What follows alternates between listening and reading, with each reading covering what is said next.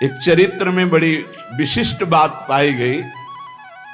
देखो, सदन जी का जो जन्म है, इसी से हमें ये पता चलता है कि भगवान केवल भाव देखते, केवल भाव देखते हैं।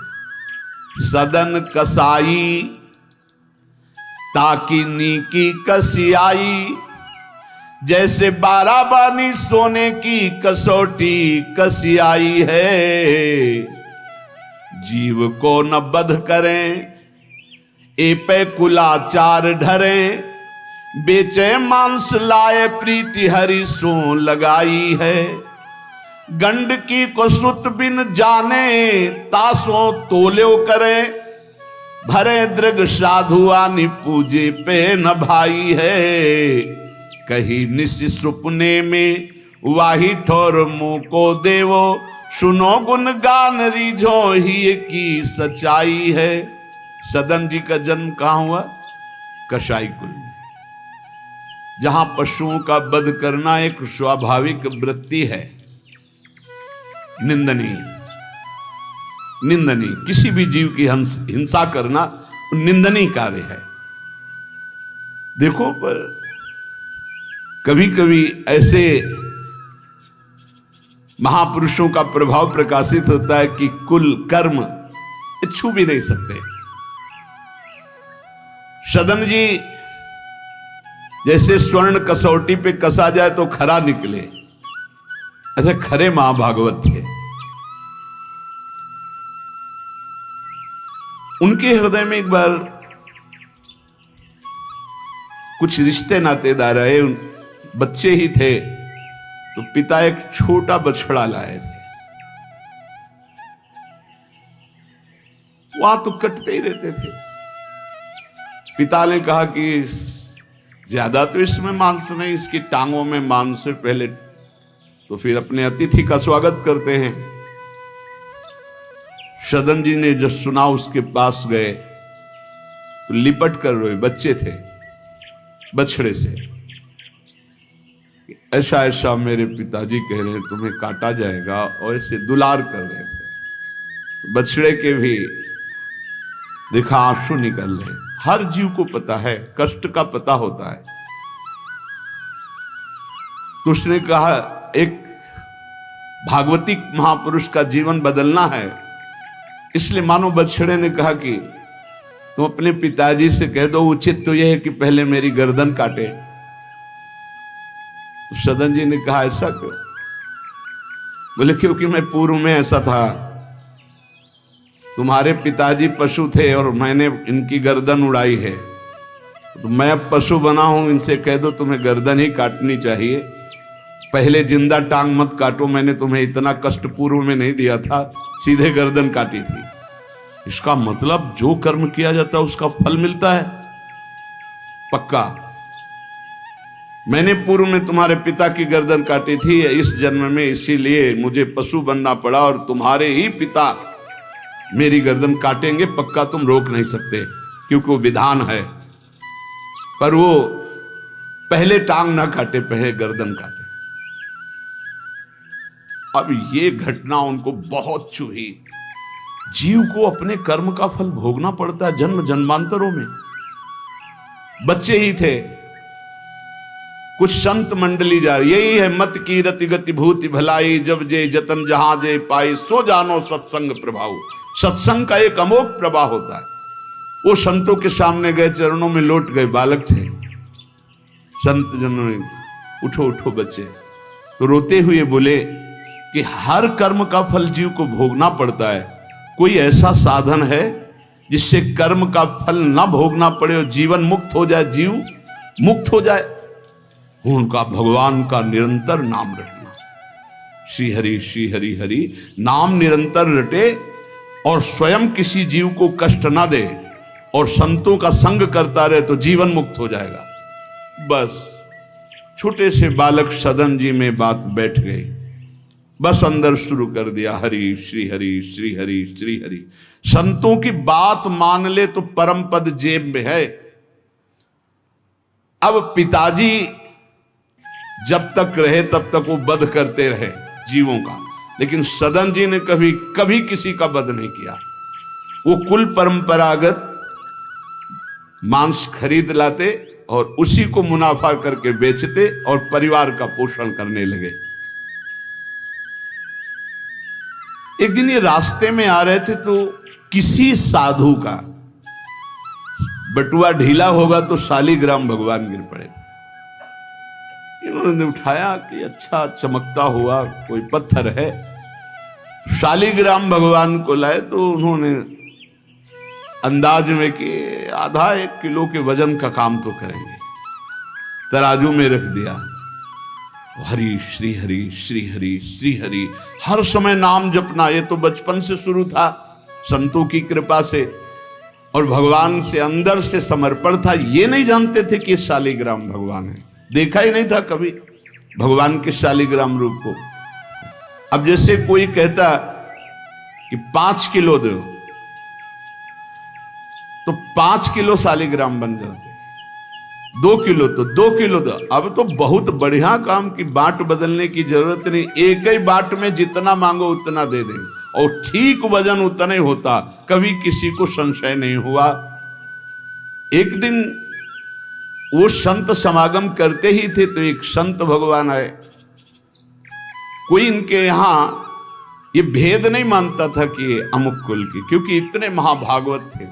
संतों के चरणामृत लेना, उनके पास बैठकर सत्संग करना, तो संत जन इनके यहाँ आकर के बैठते थे, इनके यहाँ आकर के थोड़ी देर भगवत चर्चा, बड़े उच्च कोटि के भाव सदन जी के प्रकाशित थे। तो एक संत भगवान ने देखा कि ये तो बड़े सिद्ध शालिग्राम है, इनमें तो चक्र का चिन्ह भी है और ये इससे मांस तोलते हैं।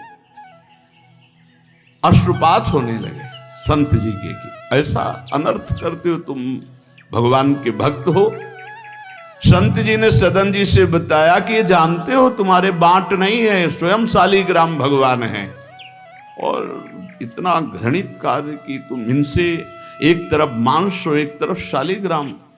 बड़ी बड़ी उनको व्यथा हुई। सदन जी ने कहा मुझे कुछ पता नहीं, मैं नहीं जानता, मेरे लिए तो ये बहुत सिद्ध बांट है, मैं जितना ग्राहक मांगता है उतना ही, आधा किलो तो आधा किलो, 5 किलो तो 5 किलो बन जाते हैं। आप देखो अपने कुल कर्म को कर रहे हैं और नाम जप कर रहे हैं और संतों की कृपा है। तो देखो अचानक रास्ते में भगवान शालिग्राम जी मिले थे। उन्होंने कहा अगर ये भगवान है तो आप ले लो, हम तो सेवा पूजा कुछ जानते नहीं, आप इनको ले जाओ। संत जी ले गए और देखो ये हृदय में बैठा लीजिए, संत मिले मतलब आखिरी जन्म हमारा है। विश्वास अगर कर ले, पक्का समझ लीजिए ये तुम्हारा विश्वास काम करेगा। निमज्जोन्मज्जताम घोरे भवाब्धौ परमायनम संतो ब्रह्मविदा शांता निर्दडे वापसु मज्जताम।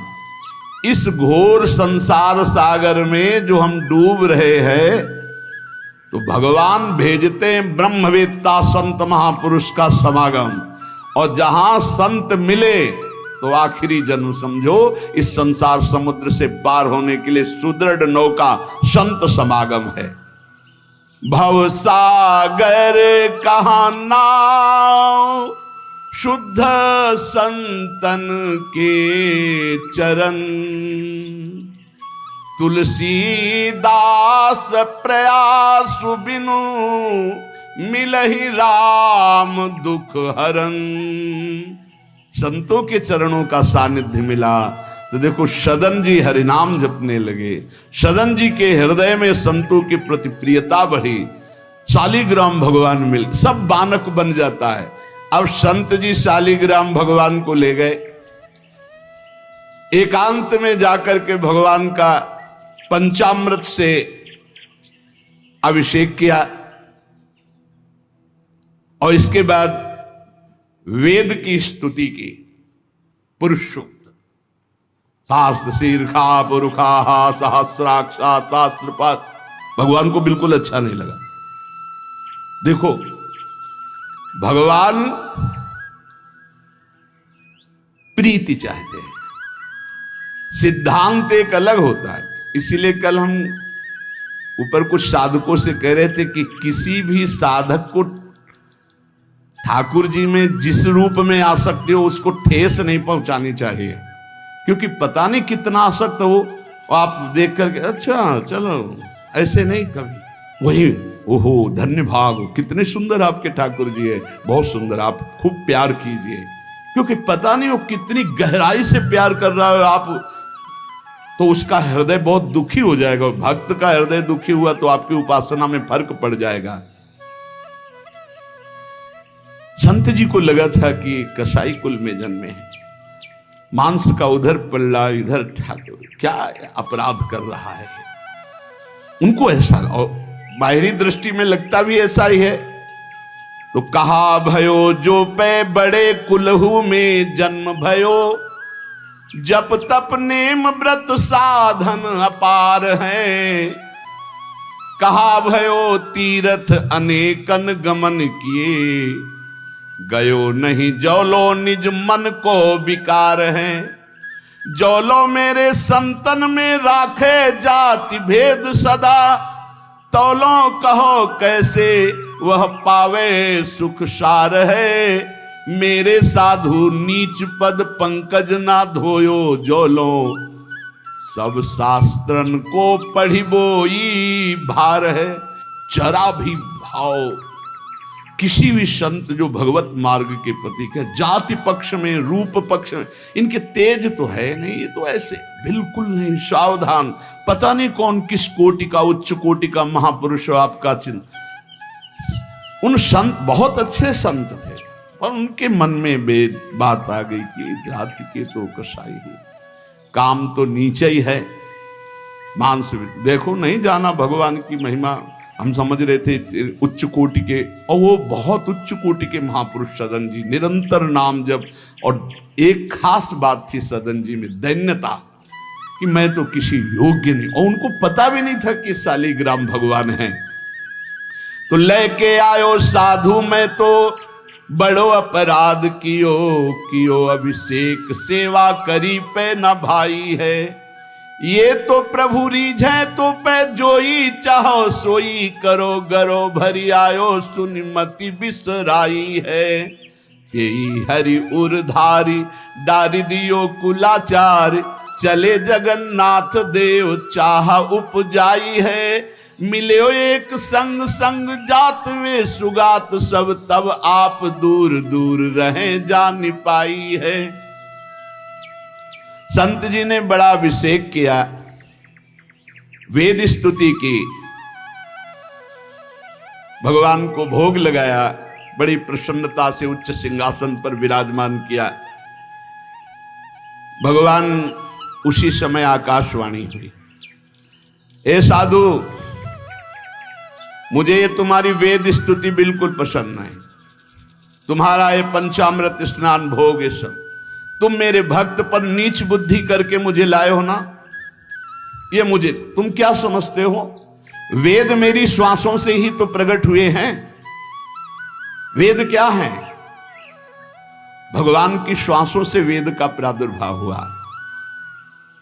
सो हरि पढ़े ये अचरज भारी, चारों वेद भगवान के श्वासों से प्रकट हुए। जाकी श्वास वेद श्रुतिचारी, जिनकी श्वासों से चारों वेदों का प्रादुर्भाव हुआ। मैं वेद की स्तुति और गंगा जल से उतना प्रसन्न नहीं होता जितना मैं अपनेपन के भाव से, मेरे सदन जी हैं और मैं सदन जी का हूं, मैं बिल्कुल तुम्हारी सेवा से प्रसन्न, मैं अपराध मानता हूं कि तुम वहां से मुझे लाए हो। साधु जी यह बात सुनकर एकदम घबरा गए, शालिग्राम भगवान को लिया, दौड़ते हुए सदन जी के पास गए और गदगद स्वर में कहा, मैंने भारी अपराध कर दिया,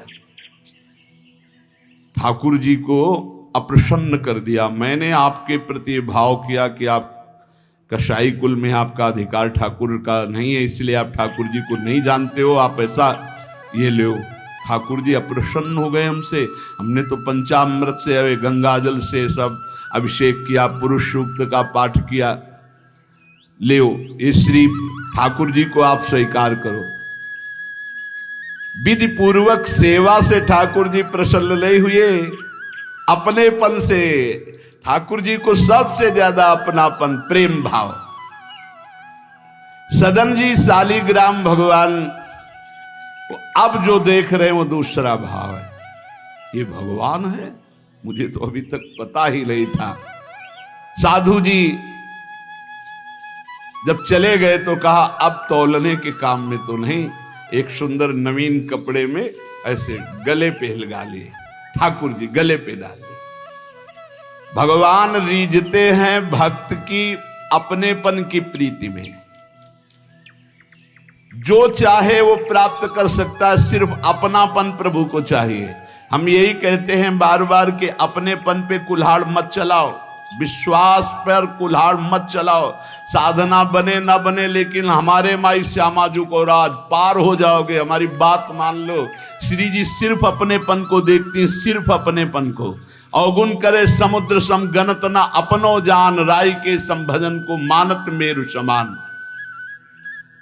श्री सदन जी ने निज हृदय से लगाया और आंसू बहने लगे कि प्रभु मुझे तो आपका ज्ञान ही नहीं कि आप भगवान हो। आंसुओं से अभिषेक हुआ। नाथ अभी तक तो मैं आपको जानता नहीं था, बड़ा अपराध हुआ, लेकिन आज मैं, जब आप हमें इतना प्यार करते हैं, जब साधु ने बताया कि मुझे भगवान ने कहा है कि मैं जितना सदन जी को प्यार करता हूं, उनकी मैं भावना से प्रसन्न, तुम्हारी सेवा से नहीं, उनको अद्भुत वैराग्य हो गया। बोले आज के बाद घर परिवार में ही नहीं रुकूंगा, अब केवल भगवान का होकर वैराग्य भाव से जीवन भगवान को समर्पित करता हूं। शालिग्राम जी गले में टांगे और कहा पहली यात्रा जगन्नाथपुरी, पहले जगन्नाथ जी के दर्शन करूंगा जाकर, पूरा जीवन अब भगवान के लिए। भगवान देखो कैसे कृपा करते हैं। बचपन में संतों से उपदेश मिला, नाम जब शुरू किया, ऐसे उच्च कोटि के महात्मा के ऐसा कार्य करने पर भी सब संत उनके यहां जाते थे।